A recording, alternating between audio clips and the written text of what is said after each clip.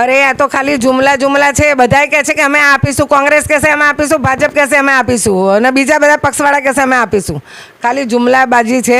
બરાબર છે, આ ઇલેક્શન છે એટલે છે, કશું થતું નથી. અને કહીએ કે લડવું હોય તો મેદાન બધા માટે ખુલ્લું છે, પણ સાચી રીતના લડો. પહેલી વાત તો એ છે કે આ બધું ના થવું જોઈએ, કારણ કે આજે મોમ બ્લિંચિંગનો બનાવ બને તો કોઈની માના લાલને માર પડે છે. એની અંદર જ્યારે હું તો કહું છું ખોબા ભરીને આજે હું તો બધાને ટાર્ગેટ કરીશ આની અંદર, કારણ કે જે લોકો અમને સાથ આપશે એ અમારા છે, જે અમને સાથ નહીં આપે એ અમારા નથી. કારણ કે જ્યારે જરૂર પડી ત્યારે ખોબા ભરીને કોંગ્રેસનો વોટ મારી પ્રજાએ આપ્યા, તો પ્રજાએ કોઈ દિવસે આવીને, કોંગ્રેસવાળાએ કોઈ દિવસ આવીને મારા પ્રજાના માથે હાથ નથી મૂક્યો. જે મુસ્લિમ નેતા હશે એ લોકોએ મૂક્યો, પણ જે નોન મુસ્લિમ કોંગ્રેસી નેતા છે એ લોકોએ નથી મૂક્યો. ભરીને અહીંયાથી ખોબા ભરીને નહીં, હું તો કહું થેલા ભરીને વોટ આપ્યા છે ને 70 વર્ષ સુધી આપ્યા છે. અમારી પ્રજાને હું તો કહું છું અમારી પ્રજાને તો મૂર્ખ જ બનાવેલી છે. અન્યાયના સામે તો હું લડનારી લેડીઝ છું, કે આજે કોઈના જબ્બા પકડીને ગોલ ફરનારી હું લેડીઝ નથી. કારણ કે મને છે ને મીઠી ભાષામાં બોલીને કોઈને સારું દેખાડો નહીં, એ મારી કોઈ દિવસ વૃત્તિ નથી રહી. અરે ઘર પરિવારની વાત તો શું કરું, કે એ વખતે મારો 600 રૂપિયા જ પગાર હતો, અને એક મહિલા તરીકે નોકરી કરતી હતી, ટીચર તરીકે. પછી એ અરસાની અંદર બધા ઉપર ચડાવ ઉતાર ઘણા બધા આવ્યા. એ વખત તો એવું હતું કે સુહાના મંસૂરી આત્મહત્યા કરી નાખશે, એ મરી જશે, એટલી બધી મારી તકલીફો વધી ગયેલી. પણ કુદરત ઉપર સાથે હતો ને મારી પ્રજા મારી સાથે હતી ને લોકોની દુઆ મારી સાથે, હજારો મેં દુઆ લીધી છે. નમસ્કાર, ન્યૂઝ ફોર ઇન્ડિયામાં સ્વાગત છે આપનું.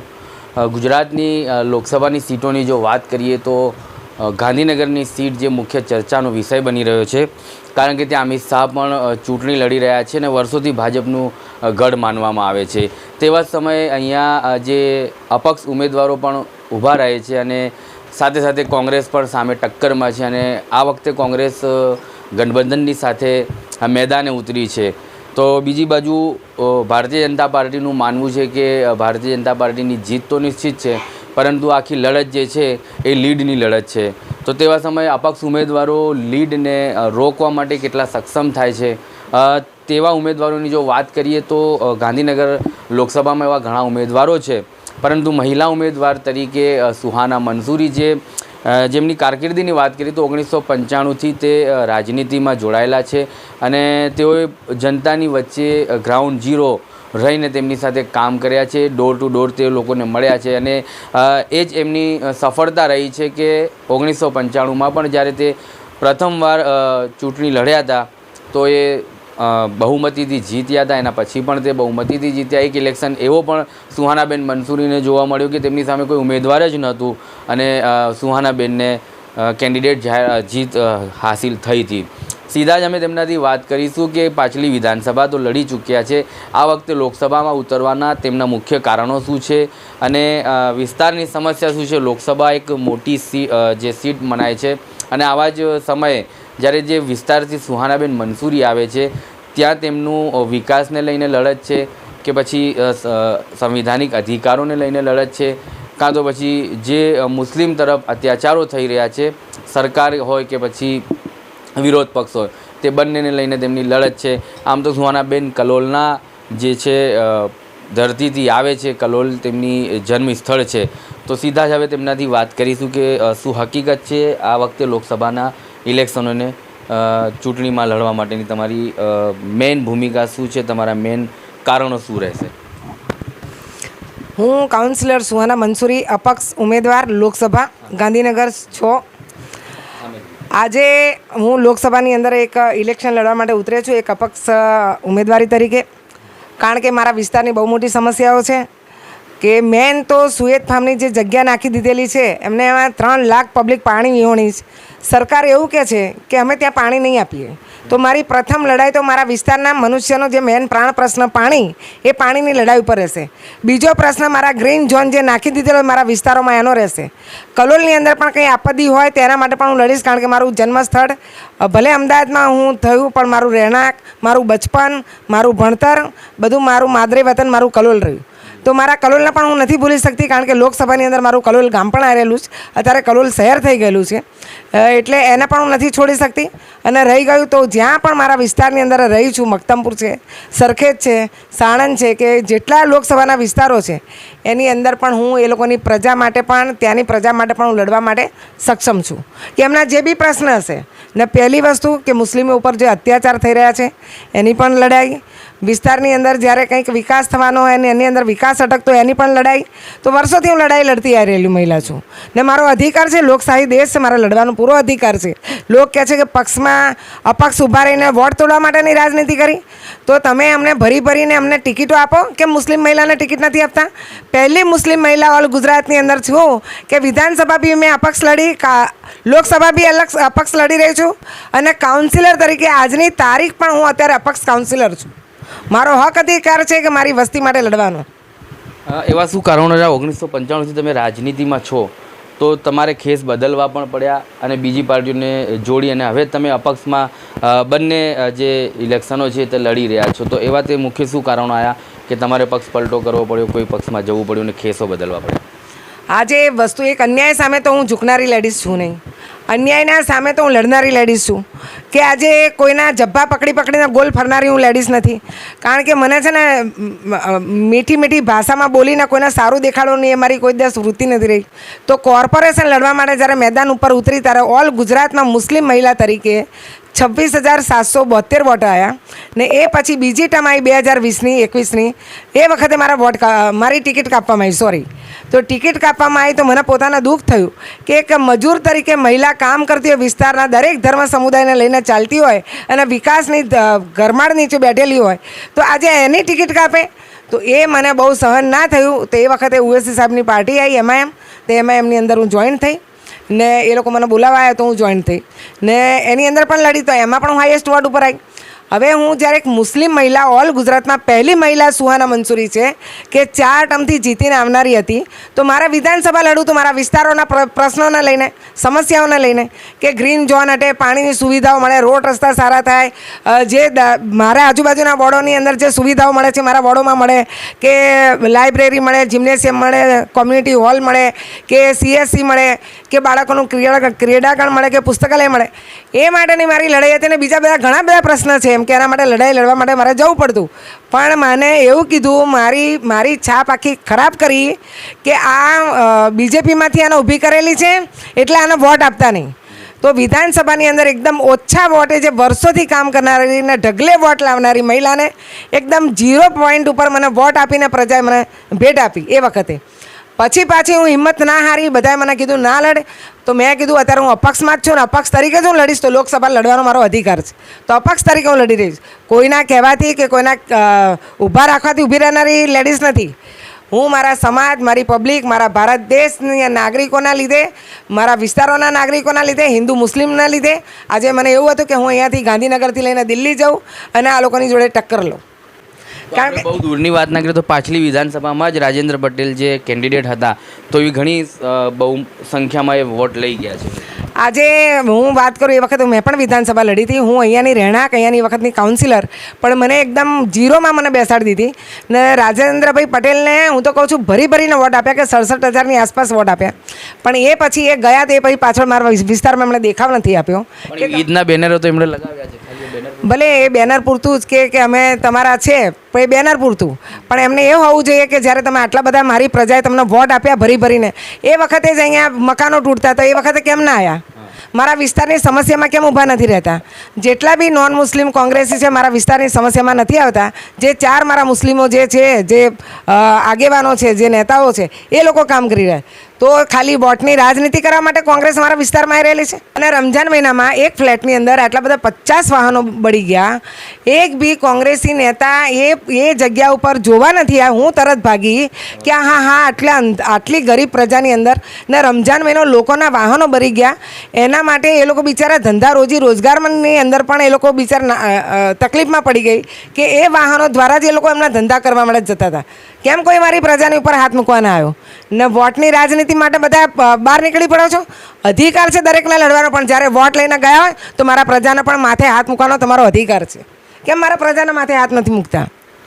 બીજી રહી કે જ્યારે લોકસભાની અંદર મને પહોંચાડે તો મારા વિસ્તારની જે સમસ્યાઓ, જો હિન્દુ મુસ્લિમ કરે છે એની સમસ્યાઓ, કે વિસ્તારમાં જે બિચારા બાળકો એકલ દોકલ જતા હોય, જે બચ્ચા કામ કરવા માટે જતા હોય, એમને કોઈ મારી દે, એમની ઉપર અત્યાચાર કરે, તો એ બધું ના થવું જોઈએ. એના માટે પણ હું તો કહું, સરકારને પણ કહું છું કે તમે પણ એની ઉપર કોઈ કાયદો લાગુ કરો કે આવી રીતના બનાવ ના બનવો જોઈએ. કોઈની માનો લાલ હોય ના, જે બધા પાછળ મળીને એના ઉપર અત્યાચાર કરી રહે, એ બધું ના થવું જોઈએ. કારણ કે આપણે બધા ભારતીય છે. હિન્દુ મુસ્લિમ ના કરો, બધા ભારતીય નાગરિકો છે. હિન્દુ પણ અમારો ભાઈ છે ને મુસ્લિમ બી અમારો ભાઈ છે. આ બધાની વચ્ચે જો ગેરંટીઓની અને મેનિફેસ્ટોની વાત કરીએ તો મોદી ગેરંટી છે, બીજી બાજુ કોંગ્રેસે પણ ગેરંટી બહાર પાડી છે અને સોનલબેન તેમના પેમ્પલેટો પણ લઈને ફરી રહ્યા છે, જે તમારી સામે લડી પણ રહ્યા છે. શું કહેશો? અરે આ તો ખાલી જુમલા છે. બધાય કહે છે કે અમે આપીશું, કોંગ્રેસ કહેશે અમે આપીશું, ભાજપ કહેશે અમે આપીશું, અને બીજા બધા પક્ષવાળા કહેશે અમે આપીશું. ખાલી જુમલાબાજી છે. બરાબર છે, આ ઇલેક્શન છે એટલે છે, કશું થતું નથી. અને કહીએ કે લડવું હોય તો મેદાન બધા માટે ખુલ્લું છે, પણ સાચી રીતના લડો. મોદી સરકારની અંદર એવું કીધું હતું 15 લાખ રૂપિયામાં આપીશું, આપ્યા નથી આપ્યા.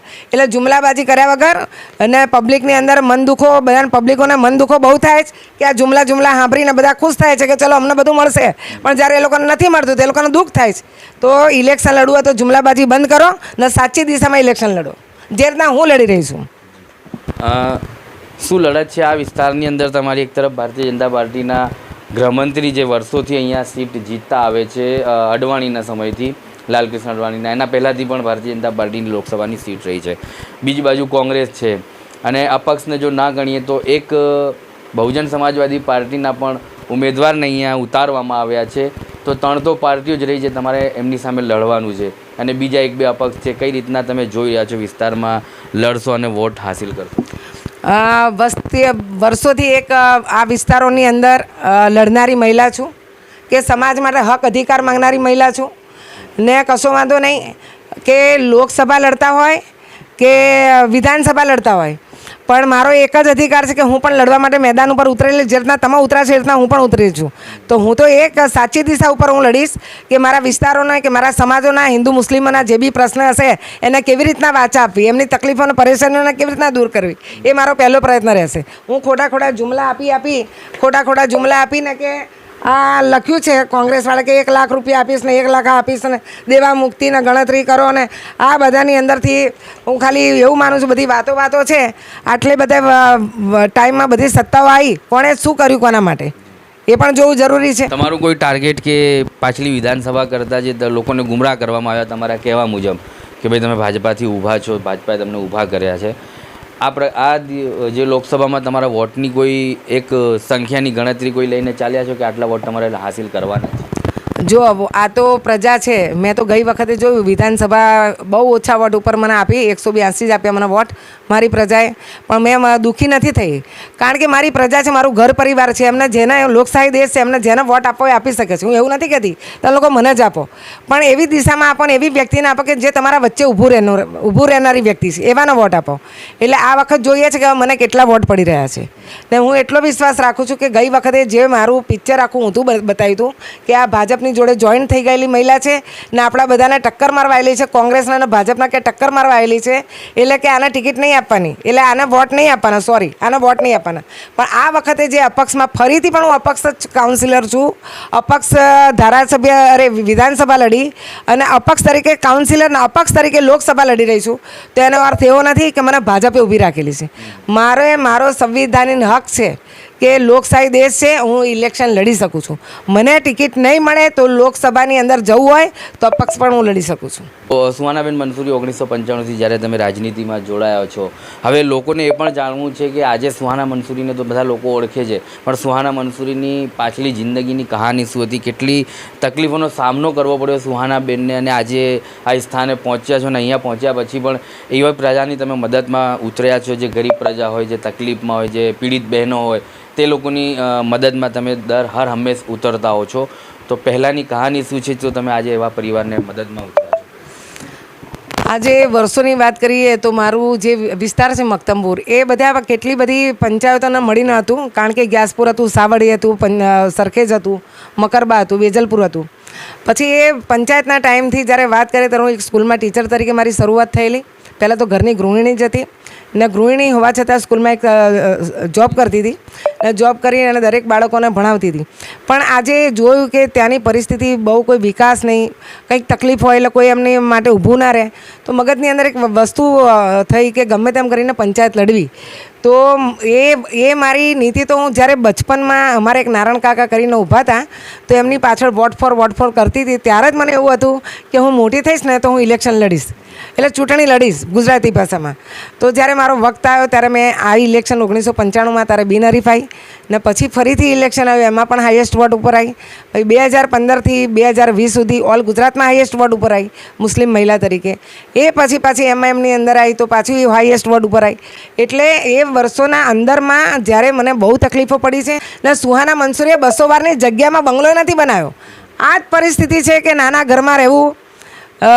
ફાઇનાન્શિયલી જો વાત કરીએ તો જ્યારે સુહાનાબેને શરૂઆત કરી હતી અને વોટ ફોરની આવાજો લગાવતા હતા, નારા બોલતા હતા, એ સમયની ફાઇનાન્શિયલી તકલીફ શું હતી? ઘર પરિવારમાં શું તકલીફોનો સામનો કરવો પડ્યો? અરે ઘર પરિવારની વાત તો શું કરું કે એ વખતે મારો 600 રૂપિયા જ પગાર હતો અને એક મહિલા તરીકે નોકરી કરતી હતી, ટીચર તરીકે. પછી એ અરસાની અંદર બધા ઉપરની ચડાવ ઉતાર ઘણા બધા આવ્યા. એ વખત તો એવું હતું કે સુહાના મંસૂરી આત્મહત્યા કરી નાખશે, એ મરી જશે, એટલી બધી મારી તકલીફો વધી ગયેલી. પણ કુદરત ઉપર સાથે હતો ને મારી પ્રજા મારી સાથે હતી ને લોકોની દુઆ મારી સાથે, હજારો મેં દુઆ લીધી છે ને બાળકોને ભણાવવાના ખર્ચા બધું ઘણું બધું બહુ સંઘર્ષ કર્યો. પછી 2002નું તોફાન થયું, એ વખતે બધા 100 બાળકોને લઈને અમે લોકો સ્કૂલમાં મદ્રાસમાં છોડવા ગયા. પછી ગરીબ વસ્તીઓમાં કામ કર્યા, હિન્દુ મુસ્લિમની સાથે કામ કર્યું. તો 2013ની અંદર મને વિરાંગના સાવિત્રી ફૂલે એવોર્ડ દિલ્હીમાં આપ્યો. પછી સેન્ટ ઝેવિયર્સ લોયલાએ મને એવોર્ડ આપ્યો. કલોલ ગામની અંદર જ્યારે હું ભણી અને જે સારું કામ કરનારી છે તો કલોલની અંદર પણ મને એવોર્ડ આપવામાં આવ્યો. એટલે એવોર્ડ તો એક વસ્તુ છે, પણ કુદરત તરફથી આ બધી આપણાના દુઆઓના માધ્યમથી બધું મળી રહેલું છે. ને આજની તારીખમાં પણ હું મારા પ્રજાના હિત માટે કામ કરી રહી છું, મારા પ્રજા માટે લડી રહી છું ને દરેક સમાજ માટે હું લડી રહી છું, હિન્દુ મુસ્લિમ માટે પણ હું લડી રહી છું. એ મારી ગાથા છે. તો ચોક્કસથી આ હતા સુહાનાબેન મંસૂરી, જે 1995થી રાજનીતિમાં જોડાયેલા છે અને હર હંમેશ કામ કરતા રહે છે, લોકોની વચ્ચે હાજર હોય છે. હવે લોકસભાના જ્યારે ચૂંટણીઓ આવી છે એ સમય પર સુહાનાબેન મંસૂરીની જનતા કેટલો પ્રતિસાદ આપશે તે જોવાનું રહ્યું. પરંતુ 7 મે જ્યારે ઇલેક્શનો થવાના છે એના પહેલાં કોઈ ગડમથલ ના થાય. લોકસભાના જે વિસ્તારો છે તેમાં જેમ કે સુરતમાં જોવામાં આવ્યું કે આખું ઇલેક્શન જ રદ કરી દેવામાં આવ્યું અને સાંસદ ત્યાં ડિક્લેર કરી દેવામાં આવ્યા. તેવા ઘણા બધા પ્રયાસો અમુક સીટો પર ચાલતા હોય છે. પરંતુ આ લોકસભા ગાંધીનગરની એવી છે જ્યાં ભારતીય જનતા પાર્ટીનો કોઈ ડર નથી. તેમની જીત તો છે, પરંતુ તેમને ડર માત્ર એટલું જ છે કે તેમની લીડની જે સંખ્યા છે એ ઓછી ના થાય.